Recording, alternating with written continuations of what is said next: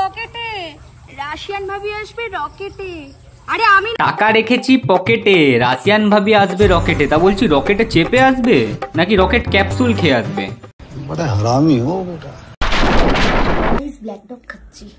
আরে রাত্রিবেলা ঘোড়ার মতো তো আমি দৌড়াবো, তুই ব্ল্যাক ডগ খেয়ে কি করবি? আরে আমার ডগি স্টাইলটা খুব পছন্দ, তাই। ও তাই নাকি? তাহলে ভাবিস না অন্য কিছু, স্টাইলটা পছন্দ। ও এইজন্য পোজ দেব। ডগি স্টাইল হলো একটা পোজ, সেটা আজকে আমরা সবাই জেনে গেলাম। তবে এটা এমন একটা পোজ যেটা মানুষ ছবি তোলার সময় তো দেয় না, কোন সময়টা দেয় সেটা আমরা সবাই জানি, নতুন করে বলার কোনো দরকার নেই।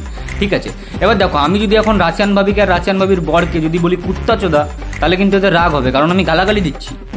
এবার আমি যদি এদেরকে ডগি স্টাইলে গালাগালি দিই তাহলে কিন্তু এদের খারাপ লাগবে না, এদের ভালোই লাগবে, কারণ এরা ডগি স্টাইলটা খুব পছন্দ করে না। বললেই খারাপ হয়ে যায়। কই আমারটা তো হয়নি। বলছি দাদা, তোমার খাড়া হয় তো আদেও? না মানে যদি না হয় তাহলে কিন্তু বাজারে অনেক রকমের মেডিসিন পাওয়া যায়, ট্রাই করে দেখতে পারো। আরে আমি এই যে এইটার কথা বলছি। দেখেছো মানা, তোমার বউ কানের ওই প্যাপুটার কথা বলছে, তোমার ওটার কথা বলেনি, কারণ তোমার বউও জানে তোমার ওটা কাজ করে না।